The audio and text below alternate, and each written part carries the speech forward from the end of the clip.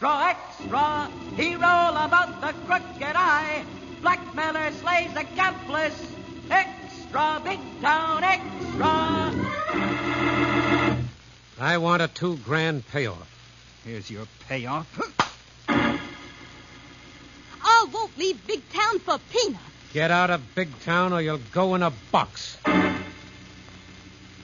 Lay off, Wilson. I got nothing to lose drilling you. So your shakedown included murder. Okay, let's play it out. Yes, listen to this headline story of the Crooked Eye, brought to you by Lever Brothers Company, makers of Life Boy Health Soap.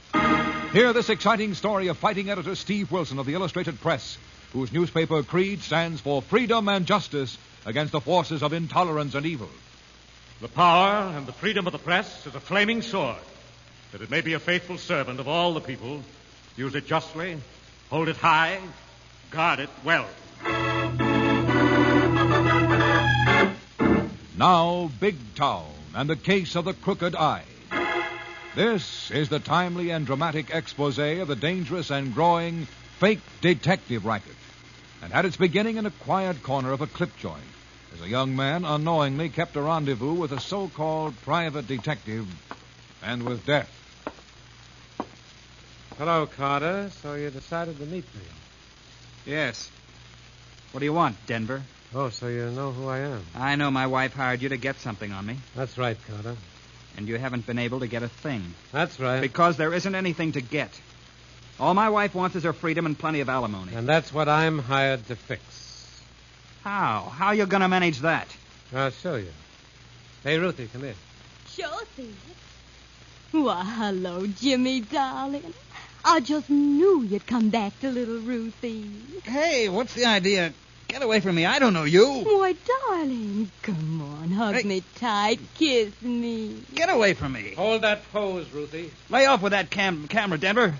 Okay, break the clinch, Ruthie. I got all on you. Yes, get away from me, you little fool. Okay, handsome. I got to get ready for my chorus routine. Don't think it wasn't fun. All right, you slimy Seamus. What do you think you're going to gain by this frame-up? About $2,000, Carter. What makes you think I'd give you $2,000 if I had it? Because it'll cost you plenty more if your wife gets a fat alimony settlement.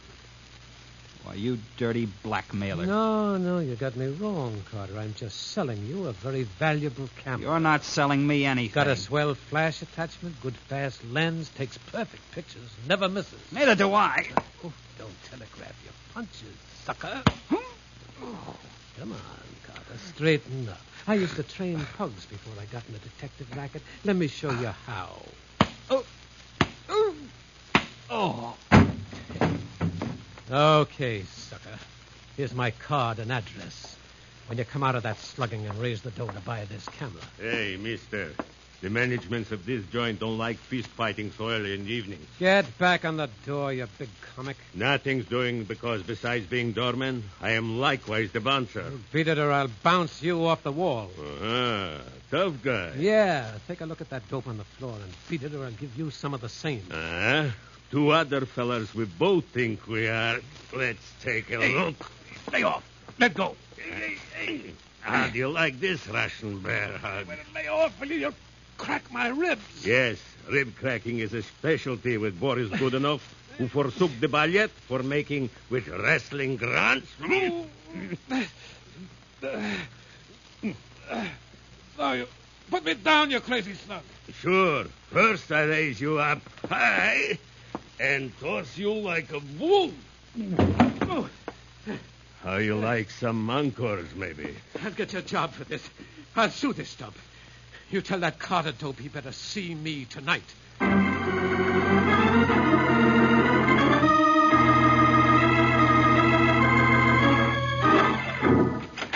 Hi, Steve. Got a minute to look at a batch of reactions to our safe driving campaign? Sure thing, Lorelei.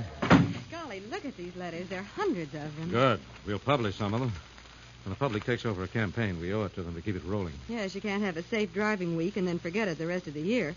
I'll pick out the best letters and give them to Fletcher on City Desk. Do that. And what about that upriver pollution scandal? I'm checking on that, Steve, but some upstate politicians are sitting on the lid. Well, they better do something before public indignation blows the lid off. and some of them out of office. Or into jail. Uh-oh. Your private line to your so-called underworld listening post. Yes, I'm expecting a tip on the new racket in our own big-town backyard, Lorelei.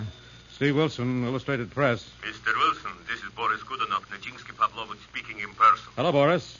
How's the doorman business? Confidentially, Mr. Wilson, it is like something from nothing good, which is why I'm calling you. What's the trouble, Boris? Here in the checks room of the big town parrot's cage, I have got a beat-up nice young feller who's got plenty of trouble, Mr. Wilson. Is he badly hurt, Boris? Not much yet, but soon, maybe. Why was he beaten up, Boris? Blackmails he won't pay, I think. Blackmail? Who beat him up? One very tough private detective fella, but I am tougher, and him I bounce out. Nice going, Boris, but are you sure the man was a private detective? Absolutely, positively, Mr. Wilson. On account of with this young Carter fella, he leaves a card along with a couple of black eyes. Now, wait a minute, Boris. Any real private detective would lose his license for that. What's the name on the card? On the card, it says, Sid Denver. Denver. Yes, I've heard about him. His license was revoked 6 months ago, Boris. Can you keep young Carter there a few minutes? Sure, easy, Mr. Wilson. He don't feel like standing up much yet, let alone go any places in a hurry. Well, take good care of him, Boris. We'll be over at the parrot cage in 10 minutes flat. Come on, Lorelei. Another dirty racket. We'll get your coat and so-called hat.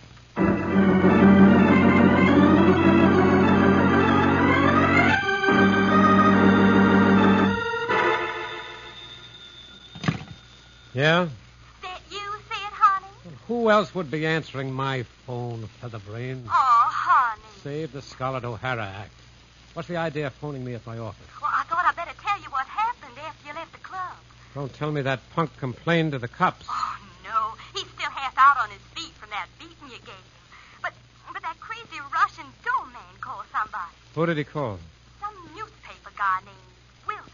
Wilson. Steve Wilson, the racket-busting newsie of the press? Yeah, and he's coming right over. Where are you, Ruthie? Back in the chorus dressing room. Well, get out of there, quick.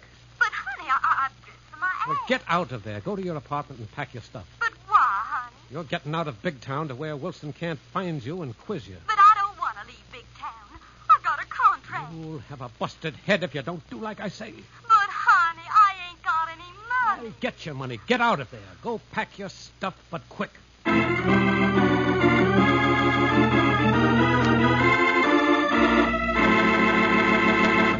Thus, dangerous cross complications are developing as Steve Wilson moves into this vicious shakedown racket. And we'll rejoin Steve and Lorelei in a moment. Lifebuoy gets skin cleaner. Lifebuoy gets skin cleaner. And the cleaner you get your skin, the surer you are of being fresh and attractive. So remember, Lifebuoy, with its purifying ingredient, gets skin cleaner. Stops BO as no other leading soap can.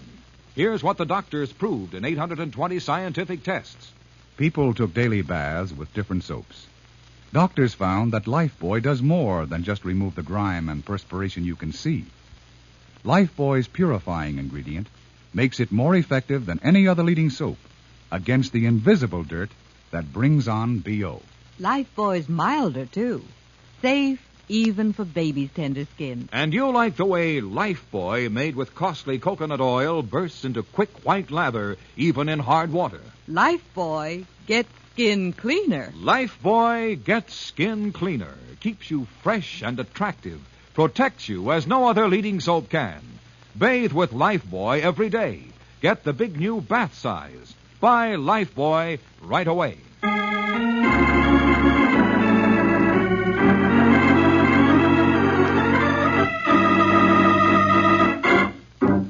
Now back to Big Town and tonight's headline story of the Crooked Eye, as Steve Wilson and Lorelei approach a notorious Big Town nightclub in the cab of their loquacious friend and companion, Harry the Hack. Say, boss, Miss Kilpine. Say it, Harry. But get it to the parrot cage intact. Oh, fear not, Miss Kilpine. I have been reading them safe driving articles of yours in the press, and whilst I have always thought I was a pretty careful driver, I have come to the conclusion none of us cannot be a little more careful, if you get what I mean. We get it, Harry. What were you going to say? I was just about to offer the services of me and my trusty knock in the event of any eventualities with this crooked eye with whom you are about to tangle. Thanks, Harry, but I hope we can settle this without any more violence. Just stop at the parrot cage and wait a few minutes. I may want to have you hack me to Denver's so-called office. The first is as good as done, and the second will be a pleasure. All right, Lorelei. Let's go get this Carter boy's story. Oh, wait a minute, Steve. There's Boris coming out of the club, half carrying somebody. Holy moly, the guy's lugging looks out on his feet. Yes, Boris must have a good reason for moving him. Mr. Wilson, maybe you better get this fellow away from here and to some doctor quick. Good grief. He's unconscious. Yes. And when I'm phoning you, he acts like he's getting better. Then he goes out like a light. Boris, you shouldn't have moved him. He may be suffering from concussion. Get him in the cab here. Yes. Let me give you a hand, Boris. We better get him to a hospital. Just hold the hexicab door open, Mr. Wilson. Him I handle like a baby. Well, get here in the back with him, Boris. I'll sit on the jump seat. Yes, I hold him, and you see if there is anything you can do, Miss Killyburn. Oh, Steve, his head's cut. There's blood behind his ear. Yes, drive to the general hospital, hurry. Check force on a double-double.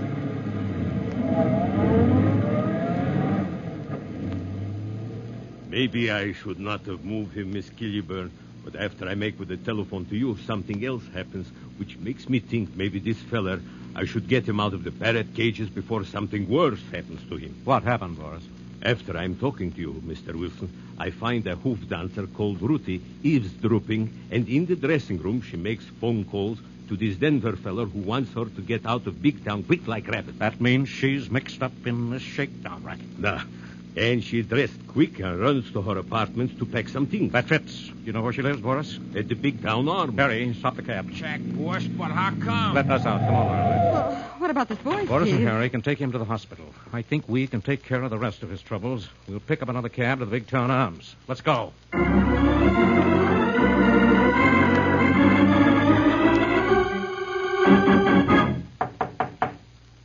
on in, Sid.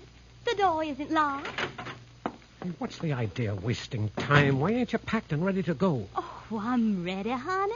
I just packed a few things. Well, pack all your duds. You're clearing out. Oh, I don't want all that worn old stuff on the bed. I told the maid she could have it. I'll be getting a whole new outfit. With what? Why, with the money you're going to give me for getting out of Big Town and keeping you out of trouble. Listen, Ruthie, quit kidding yourself. Where you're going, those duds will be plenty good enough. Now, pack 'em. I will not. I wouldn't be seen dead in those old rags in Mexico City. You ain't going anywhere near Mexico City. All right, then. Get me a plane ticket to Hollywood. Hollywood? Okay, Florida. I can get a Corrine job down there. And the place is simply crawling with sugar daddy. Now, listen, Featherbrain, you're going to a hideout, a boarding house upstate, about 50 miles from here. I am not. I'm not going to go twiddle my thumbs in some cheap dump to keep you out of a jam. Listen, you... Stop it, Sid.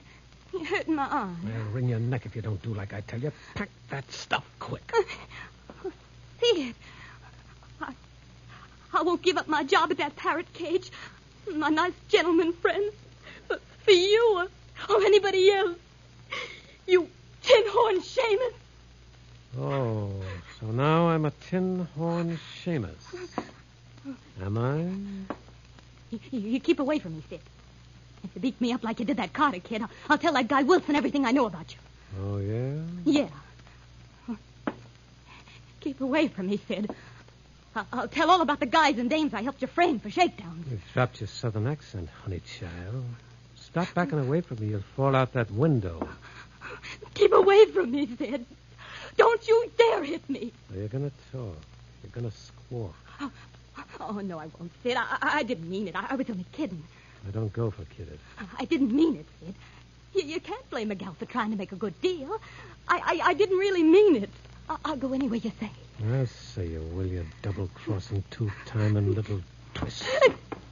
Sid, let go. I'll go to that dump. I'll stay there. I've changed my mind. Why? What's happened to Carter? Is he dead? He was out cold when I left the club. It don't matter. You'd cross me up. You'd shake me down if you got a chance. Oh, no. Sell me out. No. Turn state's evidence if that dope dies. Oh, no, I won't, Sid. Please let me go. I ain't gonna chance it. Hold still. Sid, what are you gonna do? I'm gonna make sure you don't squawk to Wilson or anybody else.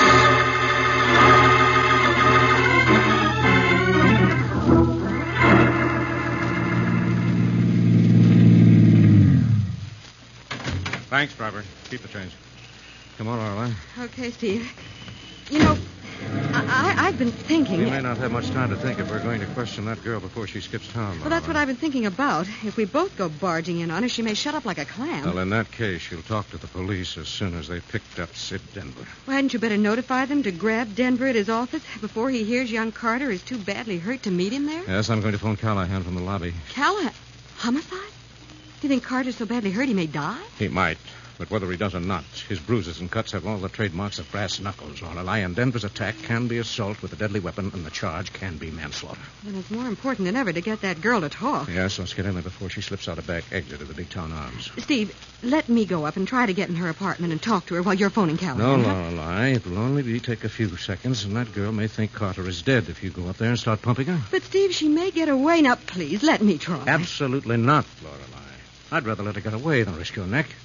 Now, come on inside and wait while I make that call to Callahan of homicide.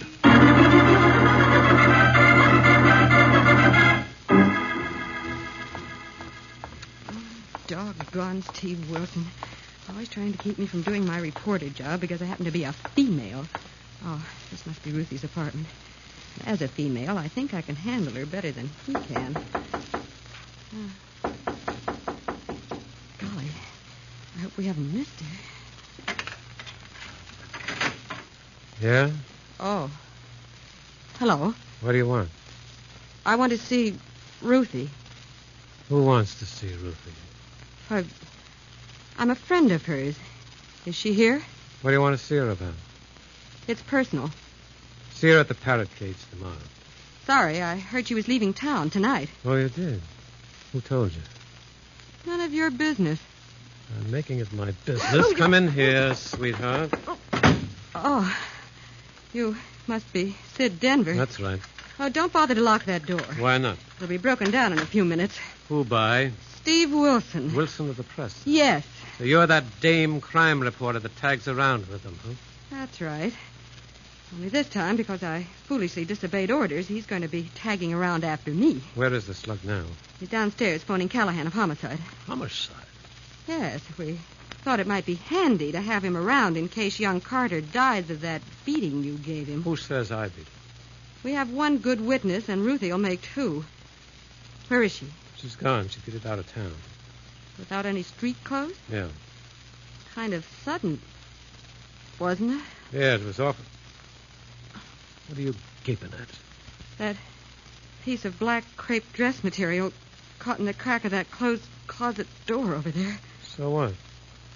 Black crepe could be so appropriate for some things. Wait, don't go away, beautiful.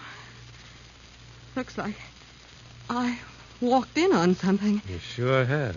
Since you're so curious, come on.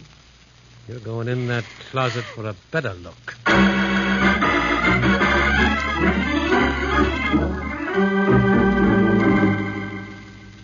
All right, Sergeant. Since you can't locate Inspector Callahan, you better pick up Sid Denver at his office.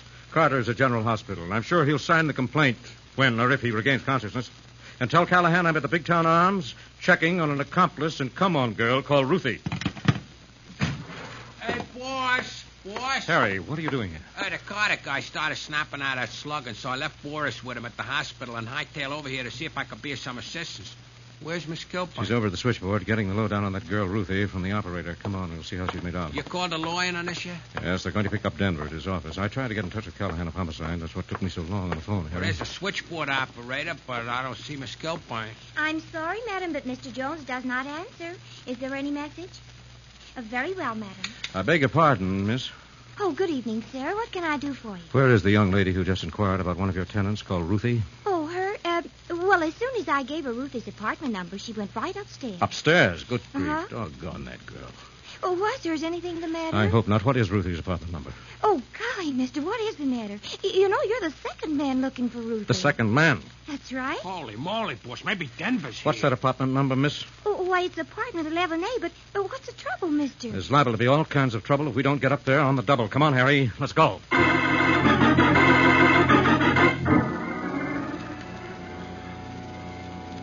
Golly, but these automatic elevators are slow, Oh, boss. even so, it's quicker than climbing 11 flights of stairs. To say nothing of the shape we'd be in when we got up. Oh, this is it. Yes, come on, but wait in the hall. Denver may be carrying a gun. There's 11A just across from... Boss, door is opening. Against the wall, Harry. Check, boss. Watch your step. Oh, wait a minute, Denver. Wilson. Yes? Why aren't you at your office waiting for your dirty shakedown payoff? I don't know what you're talking about. Let's go to the apartment and ask your girlfriend, Ruthie. She's gone. She left town. Where's Miss Kilburn? You mean that lippy reporter dame that tags around with you? Yes, I mean Lorelei Kilburn. She ain't sure. You're a liar. She came up here a few moments ago. Now, get out of the way. Lorelei. Lorelei. All right, you nosy newspaper slug. Shut up. Turn around. Oh. So now it comes to guns. Yeah. Your shakedown has turned to murder. Okay. Let's play this out.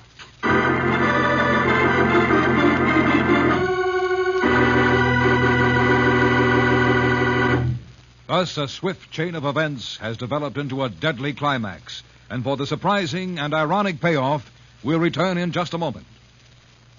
Lifebuoy gets skin cleaner. Lifebuoy gets skin cleaner. And the cleaner you get your skin, the surer you are of being fresh and attractive. So remember, Lifebuoy, with its purifying ingredient, gets skin cleaner, stops BO as no other leading soap can. Here's what the doctors proved in 820 scientific tests. People took daily baths with different soaps.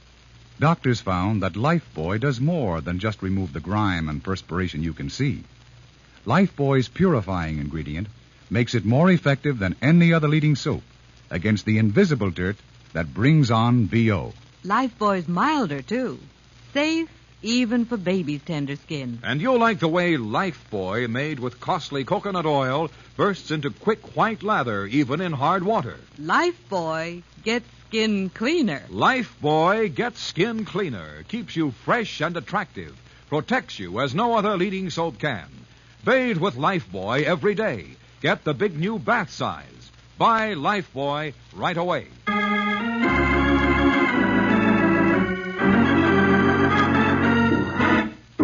Now back to Big Town and Steve Wilson's deadly showdown with a blackmailing private detective in tonight's story of The Crooked Eye. Clam up, Wilson. Stay put while I give with the frisk. You're wasting time, Denver. I don't carry a gun. And even if you haven't committed a murder, you're risking a long jail term for possession of that one in your hand. I got a permit for this run. Your permit was revoked when you lost your private operator's license for being a crooked eye. And a disgrace to your profession. Keep talking and I'll knock your teeth in. Put down that gun and I'll give you a chance. Clam. Oh. So Lorelei Kilburn didn't come here? Isn't in this room? Clam up and quit bunching yourself to get this gun or I'll let you have it right now. And your girlfriend, Ruthie, isn't here? She left town? Get away from that hall door. Get over there against the wall. All right. But those taps tell me Ruthie is in that clothes closet dead. You murdered her to shut her up about the Carter shakedown. So what? You shut up. I'm getting out of here. Let him come, boss. Stay out in the hall, Harry. Keep out of sight. Okay. Let him come out through the doorway. Don't show yourself, Harry. He's armed. Killed his girlfriend. Has nothing to lose by shooting his way out. You get a skin full of Tommy slugs if it comes this way. On account of the homicide, boys are coming up the elevator and the stairs. Oh, so you did call in the cops on this, If you huh? played according to that rule, you wouldn't have lost your license. Turned crooked, committed murder to cover up, and now find yourself caught like a rat in a trap. Oh, yeah? And I know my way around in and out of dumps like this. Don't try breaking for it. Not out that window, Denver. Stay put, Wilson. I ought to plug you for messing in this. I may need all the shells I got in this gun going down the fire escape. Stay put. Don't be a fool, Denver. Don't step out of that window. There is no fire escape in that court. Don't kid me, Wilson. Look. Look behind you, you crazy fool. And take my eyes off you for even a minute, I would be a fool. You will be a fool. It's only 11 stories to the pavement. Don't back out of that window, Denver. Shut up. Stay put. Don't crowd him, boss. Elevator coming up. Don't do it, Denver. Keep away from this window. I'm leaving.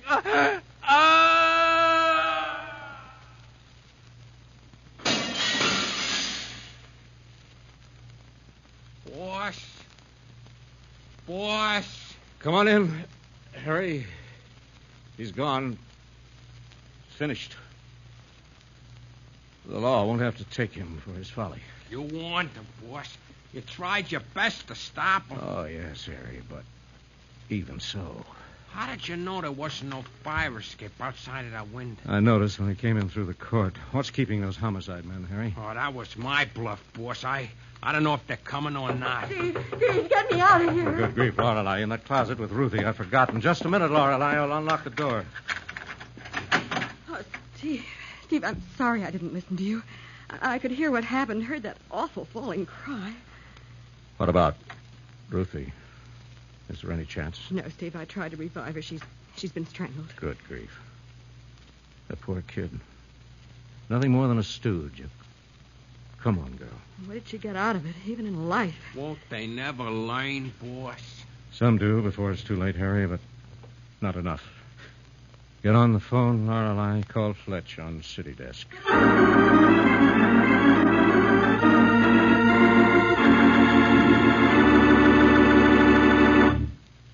And that, ladies and gentlemen, was just another story from the front pages of the Illustrated Press.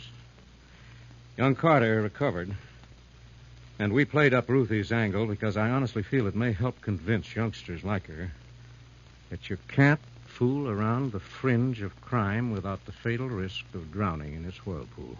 And incidentally, Steve, wasn't Sid Denver, the Crooked Eye, an exception to the general run of private investigators? Yes, Lorelei.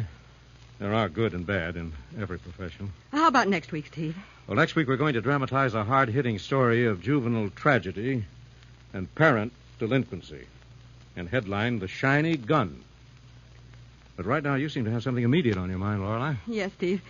Friends, you've heard tonight how Lifebuoy gets skin cleaner in your daily bath, keeps you fresh and attractive 24 hours a day. Now, I'd like to suggest that you try Lifebuoy Health Soap in the big new bath size. Bath size Lifebuoy is generous and luxurious. And that lather, it's so mild and refreshing. I love it, and I know you'll love it, too. Just ask for the new bath size Lifebuoy. Thank you, and good night. It's opportunity unlimited. Enlistment in America's armed forces today. For America's armed forces now constitute the greatest scientific enterprise in the world. Trained in the best technical schools, working with advanced techniques and equipment, today's serviceman is a skilled professional with a bright future in civilian or military life. Investigate the opportunities offered in the armed forces now.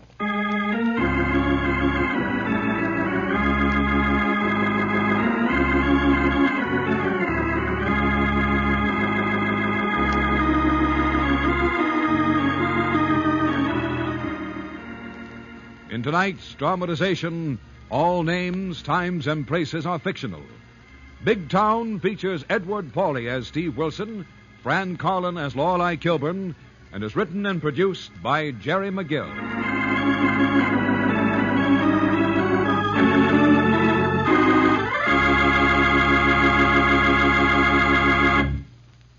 Lever Brothers Company have amazing news. New 1950 Rinso with Solium. It's here a year ahead of time.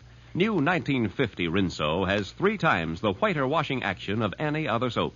The sensational new washing action of 1950 Rinso gets white clothes whiter than new, washable colors brighter than new, and keeps them whiter, brighter than any other soap. Rinso is so safe for clothes, so kind to hands. Get new 1950 Rinso at your dealers now. Be sure and be with us again next Tuesday at this same time when Lever Brothers Company will again present Big Town. This is your narrator, Dwight Weiss, bidding you good night.